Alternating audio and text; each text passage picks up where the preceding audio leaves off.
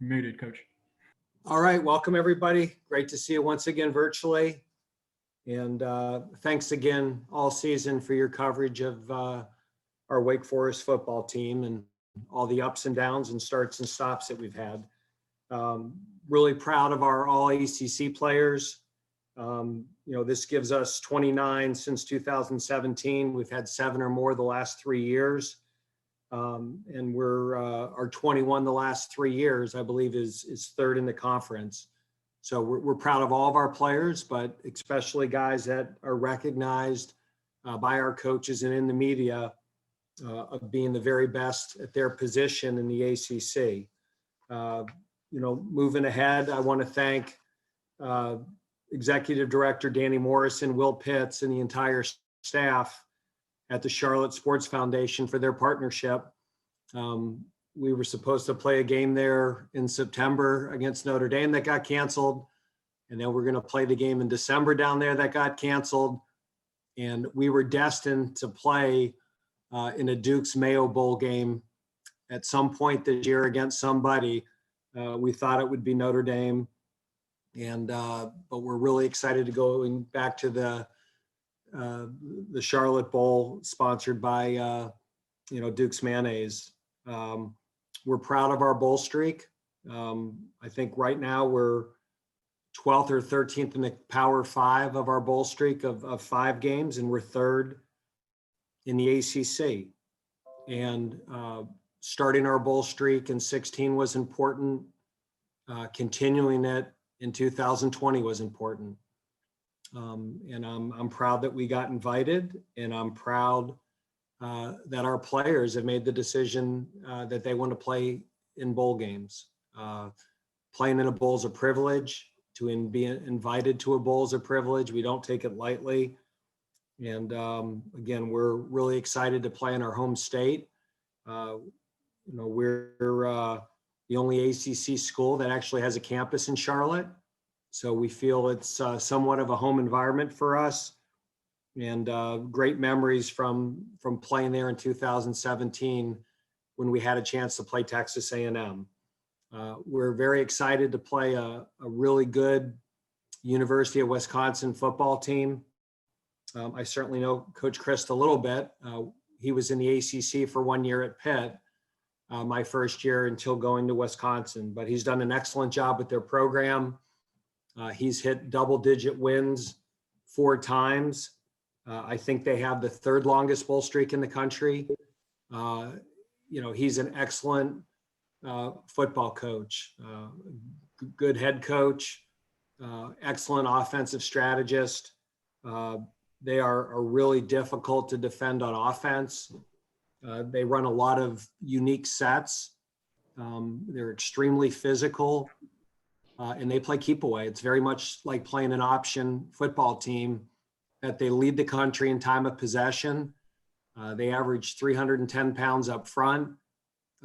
They've got a young quarterback that at some point will probably be one of the very, very best quarterbacks in the country in Mertz, that he got off to a really hot start. And this was a highly recruited Elite 11, big time quarterback. And again, their backs are excellent. They've got dynamic receivers. The tight end Ferguson is one of the best tight ends we've seen all year. He's a good blocker, but he's an excellent deep threat. He's actually their leading receiver. On defense, they are physical, they're big, they're stout, and they're the #1 ranked defense in the country right now.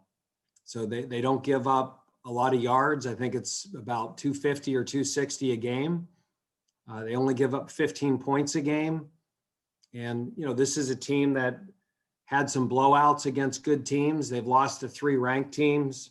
They beat a very good improving Minnesota team.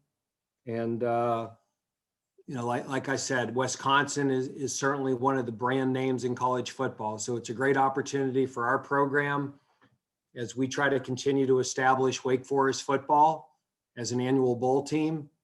And we're going against one of the real iconic brands in the Big Ten.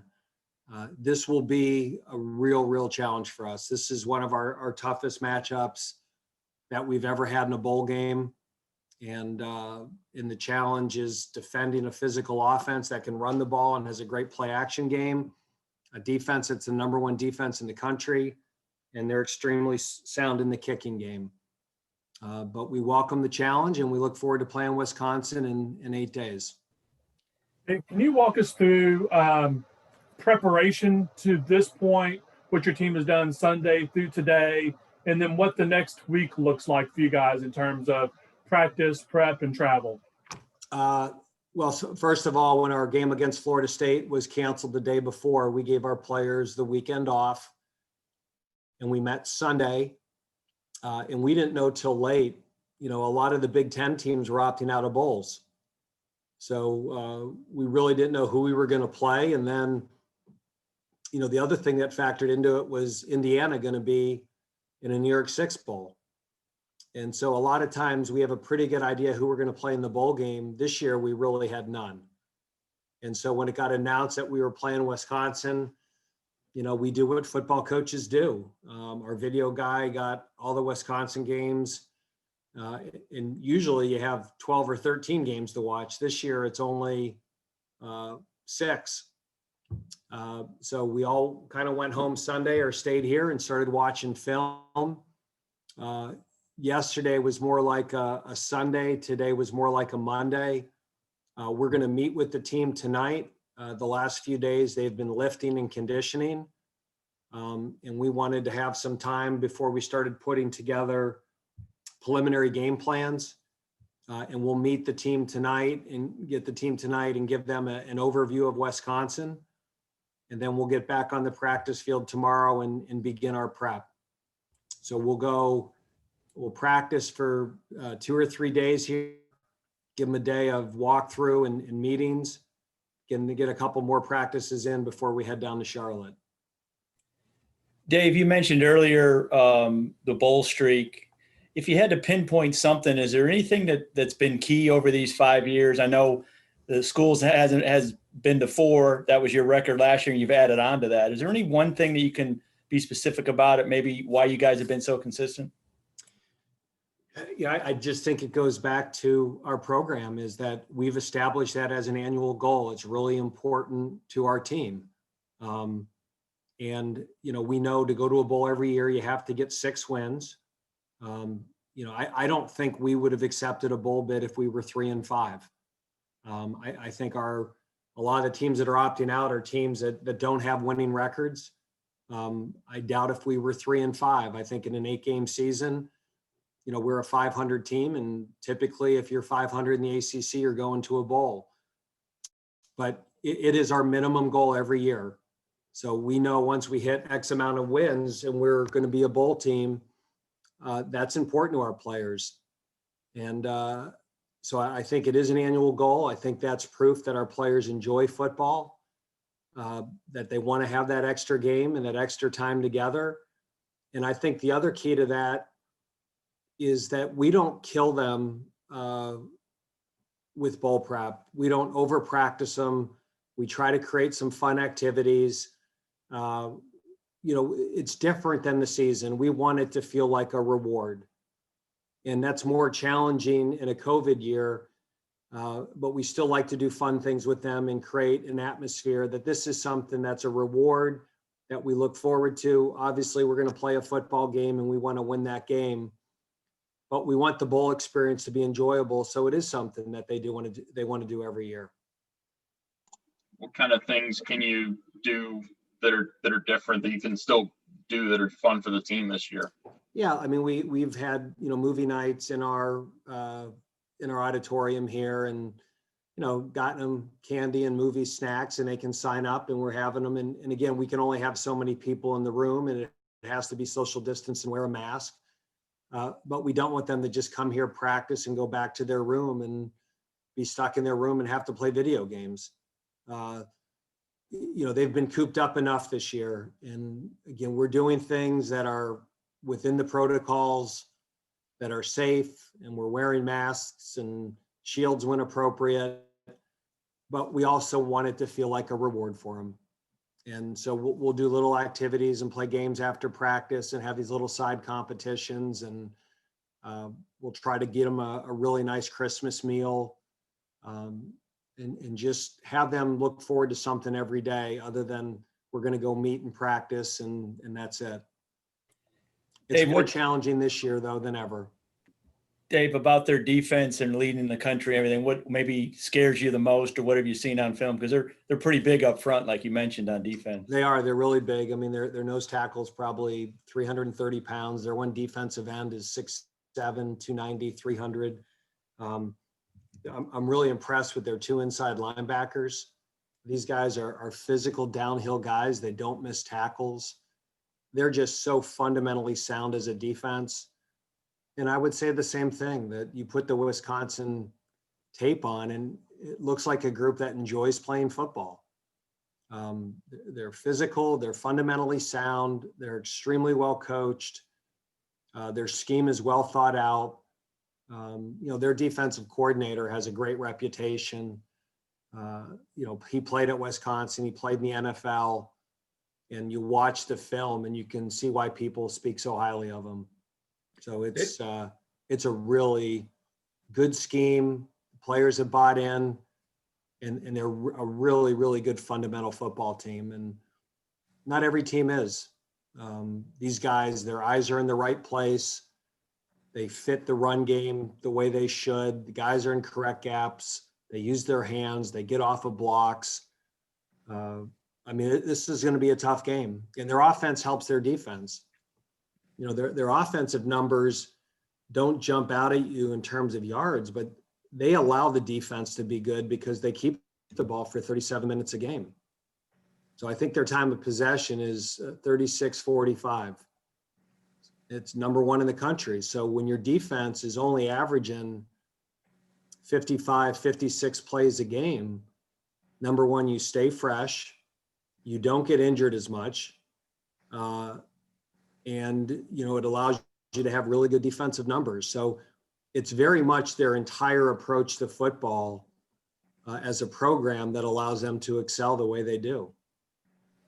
And speaking to that, does that make it even more important for your game plan to be cohesive in terms of your offensive game plan and your defensive game plan? Because if you go in there and have a couple of quick 3 and outs where you only take 1 minute off the clock, your defense is going to be gassed and it'll be halftime before you know it. Thanks for the way to pump me up, Les.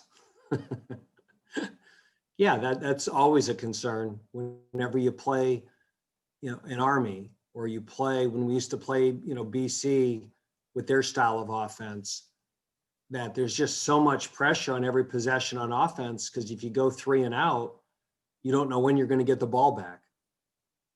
And at the same time, that's not our style. That whenever we've tried to slow it down here and change our style, it never works out. We tried that last year at Clemson and it backfires. So they have a style of football in a way that works for them. We have a style of football that's worked for us. And so this is really, we're probably as polar opposite in terms of our approach. But we're in different areas of the country. We have different weather. We have different recruiting bases. And I think what they do fits their program and what we do fits our program. Dave, Coach, Jeff with Patrikas from the Journal Sentinel in Wisconsin here. Both teams have had to deal with COVID issues in terms of games being postponed, canceled.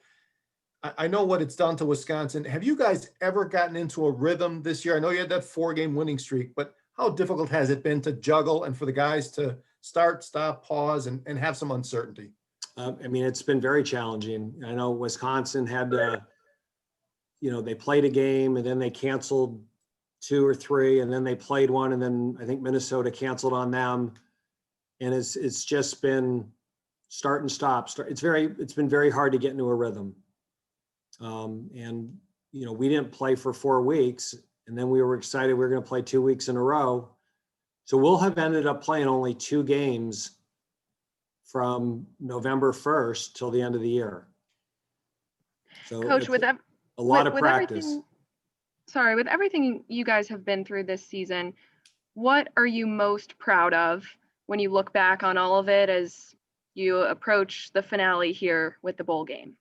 I'm proud that 95 or 96% of our team stuck together and decided to finish this thing. We've had a couple of opt-outs, but very few. And I just think the resolve and the commitment that they made to each other when they came back in July, the percentage of players that lived that commitment till the very end, I'm very proud of. So this year, and I told our team this, typically you measure the success of a season by wins and losses, what bowl, where are you ranked. I think for 2020, there's a lot of other measuring sticks for what was a good season other than just wins and losses. And in that way, I'm proud of our team. Now, the wins and losses are very important. The games are still played. They still kept score, and there's still wins and losses in a column and standings. But the fact that we're still going 6 months into this and the commitment level across the board in our program, I'm just really proud of how they've handled everything. Dave, I believe you interviewed with Barry Alvarez back in 2012. Can you share your memories from that? I mean, did you have any history with Barry? How'd you think the interview went? I'm sure you had done your homework on Wisconsin. Can you kind of just revisit that, if you will? That's a great memory. I think it was December of 2012, and I was the head coach at Bowling Green. And Barry, and I believe it was Sean Frazier, who's now the athletic director at Northern Illinois, and the faculty athletic rep, that they flew to Toledo. And I drove from Bowling Green to Toledo and met them in a conference room and interviewed for probably 4 or 5 hours. And, I thought it went well. Obviously it didn't go that well. They ended up hiring Coach Anderson from Utah State. But the thing that I remember about it is at the time, Matt Campbell was the head coach at Toledo. And we used to recruit against Toledo a lot. So there was all these rumors that Barry flew to Toledo to interview Matt Campbell, which I thought was great because it helped us recruiting against them. So I was completely off the radar in terms of our recruiting. And I think Matt was in Idaho at the time getting ready for a bowl game. And yet, all these people were asking him, is he going to stay at Toledo or is he going to Wisconsin? So that's what I remember. But I was really impressed with Barry. His love of the Wisconsin program, how much he identified with it, how important it was to him. It just oozed in the interview of what Wisconsin football meant to him, the program, the tradition. And I learned a lot from Barry just in that interview. I mean, I found myself in that interview taking notes and doing things that I said, regardless of whether I get this job or not, I've learned a lot today. And, again, Coach Anderson didn't last there long, and Paul is the best guy for that job. I mean, he went to Wisconsin, played there. He's from Wisconsin. So I think it worked out really well in the long run for Wisconsin, and I could not be happier with how things worked out for me and my family. But, I thought it was a great job. It was a great opportunity, and I really enjoyed spending time with Barry and Sean. And sometimes you walk out of interviews and maybe people aren't on the same page. Those people knew exactly what they were looking for and what the program was about, and that they were very clearly aligned. Dave, you mentioned earlier that you were proud of the players for deciding to play in a bowl game. Did this come down to a vote, or what was the decision made there, and how did that play out in the last few days? Well, I asked the captains, and then on the day that we were about to get invited, we had a team meeting. I think it was the day when Florida State was canceled. And I just said, listen, all the feedback I've gotten is that you guys want to play in a bowl. I hope you still feel that way, but if you don't, let me know. And it was almost unanimous that, and especially among the seniors and the leadership of the team, that they said, we didn't do all this work to play 8 games. We don't want our last game to be Louisville. And, again, unlike Boston College, who their last game was December 5th, we knew we were probably going to be playing on the 28th or the 30th. So, we're not asking our players to stay here for another month. It almost rolls into just another normal game week in terms of their time and their commitment level. And, the players enjoy getting the bowl gear. They enjoy getting the bowl gifts. And it was really important for our players that they wanted to play a name brand team. I think in bowl games, you want to be challenged. When we played Texas A&M, that was a big deal. And to get a team like Wisconsin that we have great respect for and we know is a traditional power, that's a big deal to our players, especially, since we didn't get the opportunity to play Notre Dame or Miami late in the year. Dave, you mentioned earlier about, the guys have been off campus in their hotel rooms and everything, and now they have to be here in Winston for Christmas. I mean, how hard has that been for them, just being in their own rooms and not even being on campus? I don't think it, John, usually, like you mentioned earlier, this is our 5th straight bowl. So our players are used to being here now.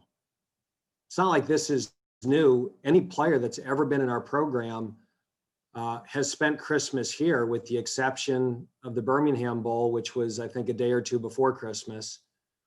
And typically we move our players in the hotels because campus shuts down, so they can't stay in their residence hall. So in terms of bowls, this is just life as normal. Coach, now, we can't take them out to restaurants. We can't take them bowling. We can't take them to a movie theater. What we do after practice is different. But in terms of the football experience and how they're living in the meals, that's really the same as it's been the last 3-4 years. Coach, with everything that's gone on with the program, especially the Florida State game being canceled, how hungry would you say your guys are to play a game and excited they are to play in this bowl game? Just very hungry. I think there's a little bit of anxiety of, I hope this one doesn't get canceled too. I think it felt really good to see the announcement, to see it on the ticker, Wake versus Wisconsin, December 30th. They know there's an end date. And we're very optimistic, and we hope we can do our part, that we can play the game. And I'm sure Wisconsin is making all the efforts they can to play the game. But I think there's a little bit of relief that, hey, we're hopefully going to play one more game, but this is the last time that we have to go through this process in 2020. I think our players have been tested between 50 and 60 times. Dave, how about injury-wise, football related? I mean, Donovan, you said would have been able to play against Florida State. Is he still? Yeah, he'll be good to go. He would have been able to play against. He would have been able to play against Florida State, but he's healthier now. Jasir Taylor would not have been able to play at Florida State. He's going to be healthy. This will be the healthiest team that we have since early in the year. That's what happens when you play one game in 2 months. And obviously Boogie won't play, which is a move that we completely support. Really, I've said it over and over, but how he handled this year was first class.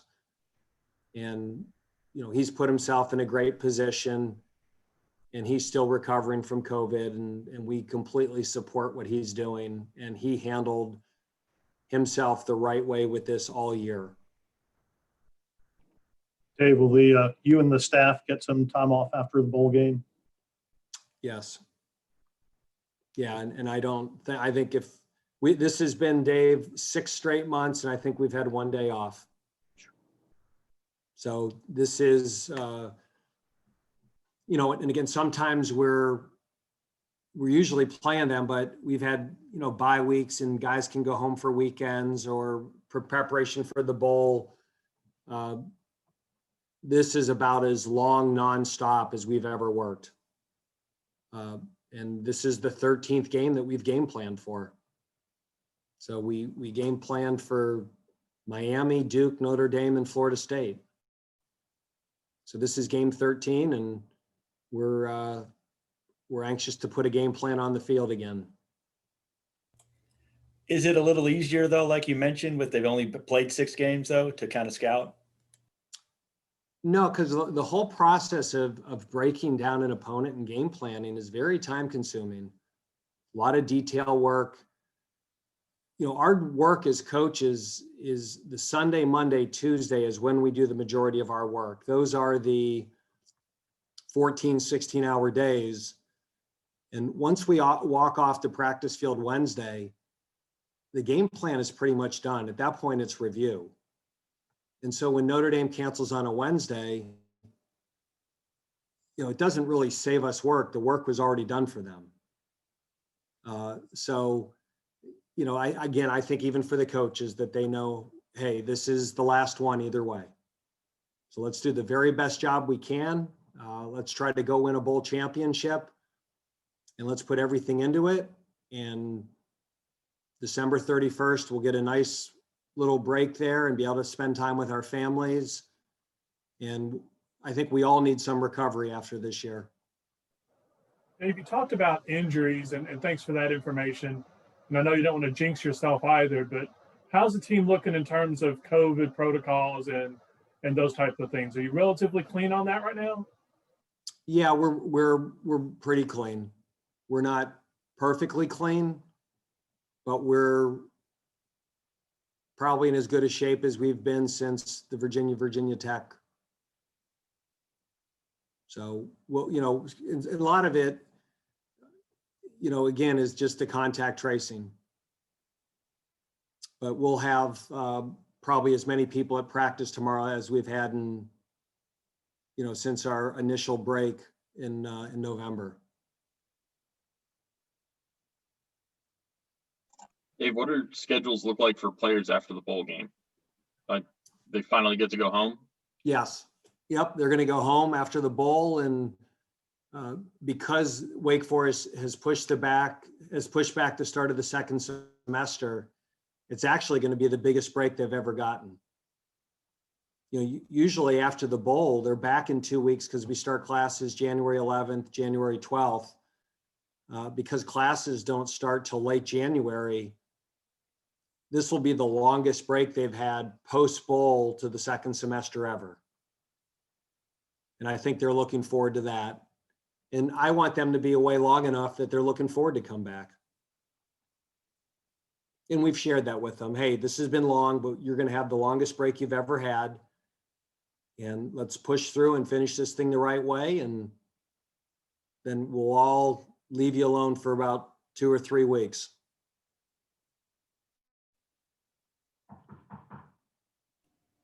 Anything else, guys?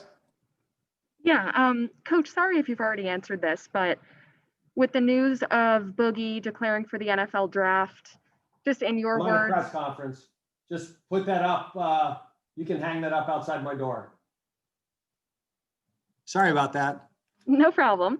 Hey, In your Lauren, words, why is your camera not on? This is because I like my to see faces when I answer questions. I know my work Eddie, you should computer have yours doesn't on have too. and my work computer doesn't have a webcam, so I apologize. Evan, you're usually on TV, Evan. There's no excuse. I was holding a baby for a portion of the call, Dave. That's okay. We're a family-friendly media football program. So, Coach, with Boogie declaring for the draft, in your words, what is an NFL team getting if they pick Boogie?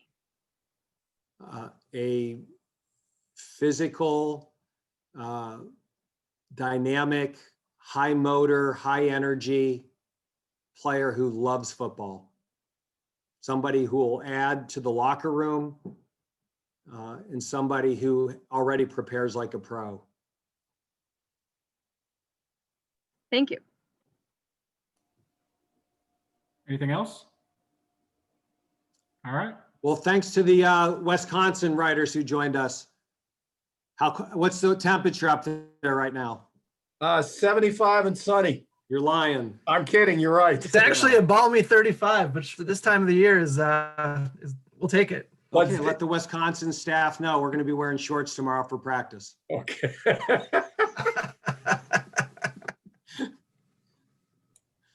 Thanks, Dave. All right, thanks, guys. Take care. Thank you.